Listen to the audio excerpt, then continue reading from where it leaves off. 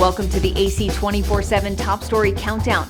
We'll guide you through the biggest news of the day. Our focus, advocating our rights, advocating equality, advocating health, and advocating Earth. Here's our pick for number 4. I am very happy to be standing here in front of you to announce the capture of Michael Burham. An inmate with military experience and survivalist skills is back in custody after he was captured in a wooded area on Saturday. Michael Burham was caught shortly after a local couple called the police tip line to report a suspicious individual in the area. According to the report, after hearing their dog barking near the back of their property, the couple rode over in a golf cart, found Burham, and asked him what he was doing there. His reply? Camping. The couple then drove away and immediately called police. You all had a hand in that by getting the word out and making sure that people knew what he looked like, who he was, and that they needed to call us right away, and they did exactly what we asked. During the 10-day search, on Thursday, police found stockpiles of supplies, including clothing, food, and other items in a wooded area near the city of Warren they believe Burham used. Police say Burham did not have any weapons in his possession when he was captured. We did link him to those with DNA, and we knew that he had potentially accessed some survival equipment. To kind of close the loop on one of the reasons that we thought he was armed, and he was not. Right now, authorities are continuing to investigate whether Burham had any assistance while he was on the run. I'm Shelley Malashi reporting. TheAdvocateChannel.com looks at the world through the lens of equality and inclusion. Subscribe, like, and share now. AC 24/7's Top Story Countdown continues with our producer's pick for number 3. The 2024 Republican primary is in full swing as presidential hopefuls hit the campaign trail.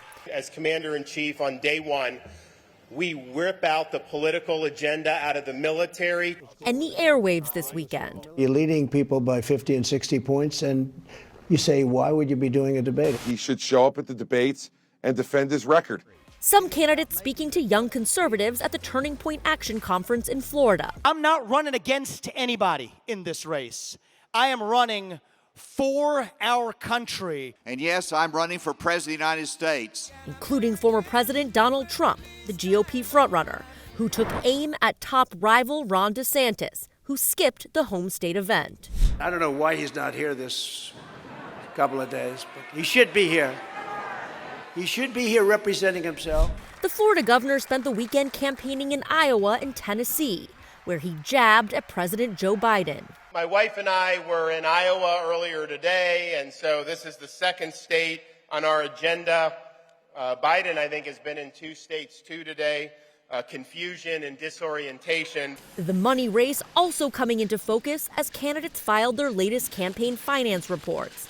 DeSantis' report showing his campaign burning through cash at a rapid rate, raising $20 million but already spending nearly $8 million, including $1 million each on travel and payroll, and another $800,000 on digital fundraising consulting. DeSantis contrasting his haul with Trump's. And we raised more money than Donald Trump did into his campaign, who, of course, was the former president. The former president's report showing his campaign raised $17.7 million in the second quarter, leaving it with $22.5 million cash on hand at the end of June.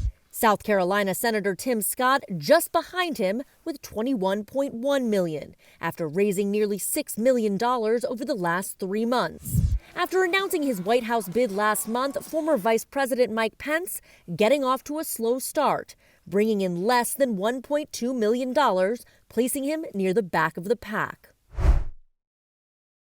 Like the Advocate channel on Facebook for the best way to get updated stories that advocate for equality, justice, our rights, and more. AC 24/7 continues with today's top 2 pick. They've come all the way from America's Southwest. Well, welcome to Quebec. Now here in northern Quebec's scorched lands, joining hundreds of other American and international firefighters, doing what they can to slow wildfires that just won't quit. At this point, we're just trying to secure the edge and make sure that the communities are safe. The Silver State Hotshot Crew is looking for hotspots. They are firefighting crews specially trained and skilled, now taking on Canada's record-breaking wildfires. I know you're from Montana, big sky country, but this was a big fire. This is a big territory. In the scope for us in the States, this would be one of the largest fires ever to occur in the United States. So yeah, it's a giga fire. The total area burned in Canada already has shattered records.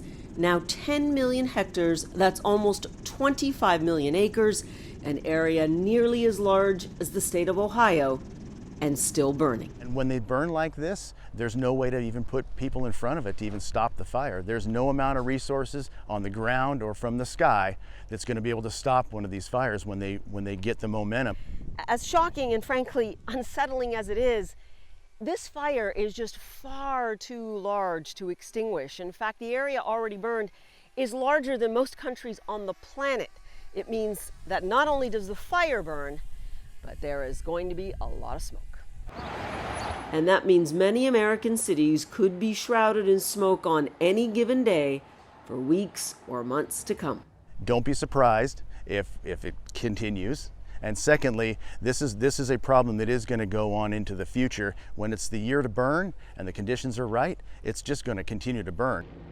Here in Quebec, many were evacuated within minutes as the flames threatened towns and fires burned with raging speed. American. Jimmy Seaburn is grateful to see American help. He says he had minutes to leave in June and was upset to leave behind the family pets. They were fine when he returned 6 days later, but he fears his home will be threatened again.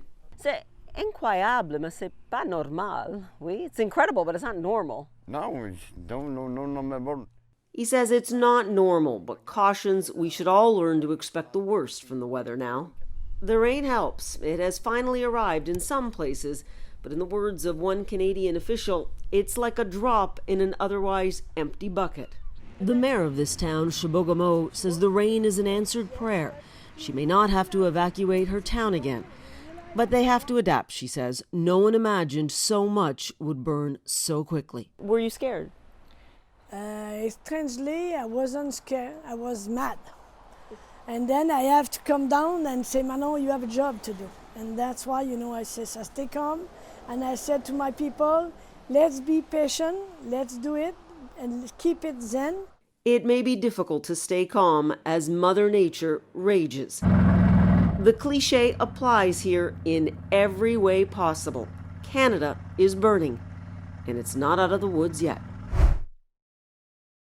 Follow the Advocate channel on Twitter and Instagram to stay updated on stories that matter every day.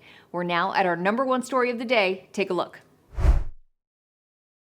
I thought Hurricane Ida was the benchmark. This is the new benchmark.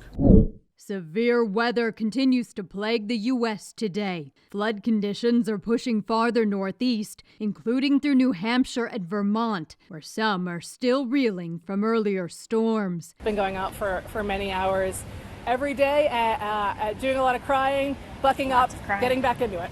Meanwhile, several are dead after weekend floods north of Philadelphia. The mother and the 2 children were swept away by the floodwaters.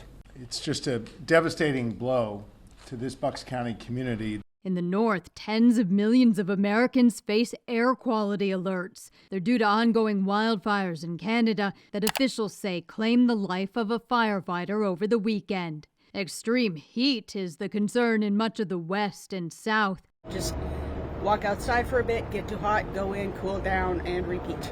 Experts say the U.S. could have more than 100 new temperature records set by the end of today. Feels like you're actually on fire after you're out here for a while. I'm not used to burning myself on concrete. I'm Amy Kiley reporting. Thanks for watching the Advocate Channel's top stories. We're on Facebook, Twitter, TikTok, and YouTube. Follow, like, and share, or check out advocatechannel.com for even more stories that advocate for you.